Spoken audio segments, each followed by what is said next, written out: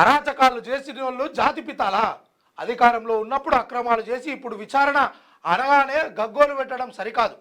మధ్యయుగాల చక్రవర్తుల్లా నేనే రాజ్యం అనుకునే రోజులు పోయాయి. డాక్టర్ బిఆర్ అంబేద్కర్ రాసిన రాజ్యాంగం ప్రకారం చట్టానికి ఎవరు అతిథులు కాదు.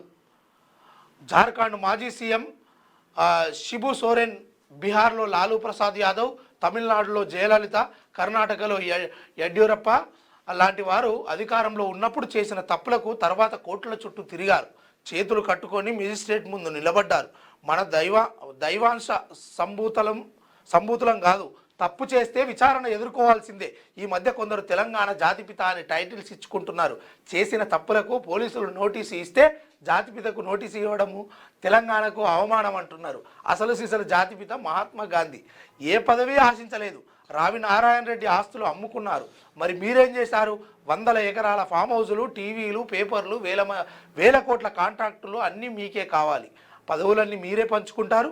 మళ్ళీ మీరే జాతిపితాలా? ఇది ఎక్కడిది? మంచి మాటనే మాట్లాడిండు. ఎందుకంటే అది పదవి ఆశించని వాళ్ళు. అదేవిధంగా ఇప్పుడు కాన్సీరామ్ గారు ఉన్నారు, తను ఏ పదవి ఆశించలేదు.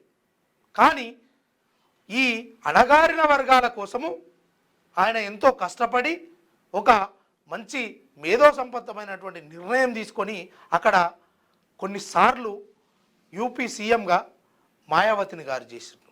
కానీ తను ఏ పదవి ఆశించలేదు. అలాంటి వాళ్ళు జాతిపితాలు అవుతారు. మహాత్మా గాంధీ ఈ దేశం కోసం, స్వాతంత్రం కోసం పోరాడినోడు. అందులో భాగంగానే తను కూడా ఎలాంటి పదవి తీసుకోలేదు. ఆయన జాతిపిత అవుతాడు. కానీ ఈయనెట్ల జాతిపిత? మనది కూడా అంతే సారు. ప్రజాపాలన, తెలంగాణ రాష్ట్రంలో కాంగ్రెస్ ప్రజాపాలన అని చెప్తున్నారు కదా సార్. ప్రజాపాలన ఇది కూడా కాదు సార్. ఎందుకంటే ఇప్పుడు మనం బిరుదు, కితాబు ఇది ఇచ్చుకుంటే అవుతుందా? కాదు కదా. అందుకోసము వాళ్ళని అనే ముందు మనం కూడా తెచ్చుకోవాలి. ఇది ప్రజాపాలన కాదు, కాంగ్రెస్ పాలన. ఇది కాంగ్రెస్ పాలనలో ఎన్ని ఉంటాయి, ఏంది అనేది ప్రజలకు తెలియదా? ఇప్పటి వరకు వాళ్ళకు తెలియదా? నేరం చేసిన వాళ్ళు విచారణకు ఎదుర్కోవాలి. అధికారంలో ఉన్నప్పుడు అక్రమాలు చేసి విచారణ అనగానే గగ్గోలు పెడతారా? బీఆర్ఎస్ చీఫ్ కేసీఆర్పై సీఎం రేవంత్ రెడ్డిపై నువ్వు అన్నిసార్లు అవుతున్నావు సార్, నీ మీద ఒక్కసారి కూడా ఆయన నోరు తెరుస్తలేడు. అది ఏందో మరి మీ ఇద్దరి మధ్య ఒప్పందమా, లేకపోతే ఆయన ఇంకేదైనా స్ట్రాటజీ ఫాలో అవుతుండా ఏంది అన్న విషయం. నిన్నైతే ఆయన ఇంకా సీఎంగా చూస్తలేడు.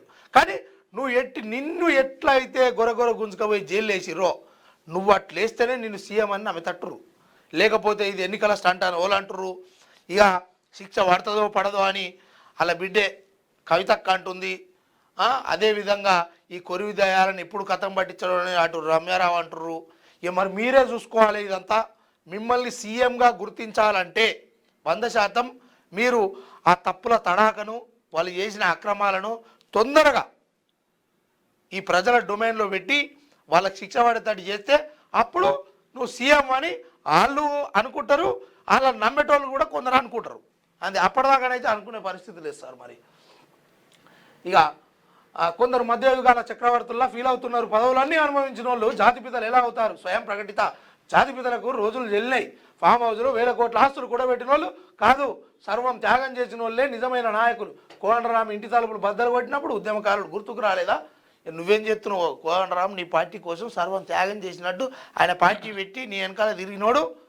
ఇవాళ మొన్న నీ మీదనే ఆయనే ఇది కాంగ్రెస్ది సరైన పాలన కాదు, ఇది మమ్మల్ని పట్టించుకుంటలేదు, అటు ప్రజలను పట్టించుకుంటలేదు, మేము కూడా ఈ ఎన్నికల పోటీ చేస్తామని మొన్ననే చెప్పిండు ఆయన.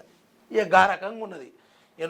నిన్నైతే తెలంగాణలో ప్రస్తుతము మనోళ్ళు, మన కాంగ్రెస్ వాళ్ళు మాత్రమే అటు మీరు సీఎం అనుకుంటారు, అటు మా బీఆర్ఎస్ వాళ్ళు మాత్రము సీఎం అనుకుంటలేరు, ఇటు ఈ నేతలు కూడా అనుకుంటలేరు. మరి అనుకోవాలంటే ఏం చేయాలనేది చెప్పినా కదా ఇప్పటిదాకానే. నిన్నెట్లయితే పెళ్లిళ్ళకి తీసుకోయి గొర్రె తీసుకోయి జైలు వేసిర్రో, నీ తప్పుల తడాక చూపించారో వాళ్ళకు కూడా నువ్వు చూపిస్తేనే అది కరెక్ట్. నిన్న అప్పుడు అనుకుంటారు. ఇక మున్సిపల్ ఎన్నికల్లో విజయం మనదే. సమన్వయంతో ముందుకెళ్ళండి, రెబల్స్ లేకుండా చూసుకోండి. మంత్రులకు సీఎం రేవంత్ రెడ్డి దిశానిర్దేశం. టికెట్ రికమెండ్ చేసిన వాళ్ళు గెలిపించే బాధ్యత కూడా తీసుకోవాలి. ప్రతి డివిజన్లో లోకల్ మేనిఫెస్టో రెడీ చేయాలని ఆదేశం. నేడు సీఎం క్యాంప్ ఆఫీసులో పీసీసీ చీఫ్ మంత్రులతో రేవంత్ రెడ్డి భేటీ అంటూ. అయితే ఇక్కడ చెప్తున్నారు కదా సార్, మీరు టికెట్ రికమెండర్లు మీ దాంట్లో జరుగుతాయి, సీల్డ్ కవర్లు వస్తాయి. మరి చెప్తావు కదా సారు, కష్టపడిన వాళ్ళకు, పార్టీ కోసం చాలా కాలం కష్టపడుతున్న వాళ్ళకు, సర్వం త్యాగం చేసిన వాళ్ళకి టికెట్, మరి రికమెండేషన్ ఎందుకే? ఆ రకంగా జరగాలి కదా. రికమెండేషన్ తోటి టికెట్లు ఇప్పిస్తే మీరే గెలిపించుకోవాలంటే రికమెండేషన్ ఉండవద్దు కదా. మీరు ఆలోచించుకోవాలి, ఆ పదం మాట్లాడేటప్పుడు వాడేటప్పుడు ఆలోచించుకోవాలి. అది క్యూన్యూస్ పేరు చెప్పి ఎవరైనా వసూళ్లకు, అక్రమాలకు, బెదిరింపులకు గురి చేసిన క్యూన్యూస్కి సమాచారం ఇవ్వండి. క్యూన్యూస్ ఎప్పుడూ ఇలాంటి చర్యలకు పాల్పడదు, ప్రోత్సహించదు. క్యూన్యూస్ ఎల్లప్పుడూ ప్రజా గొంతుకగా ప్రజల సమస్యల కోసం నిరంతరం పోరాడుతుంది.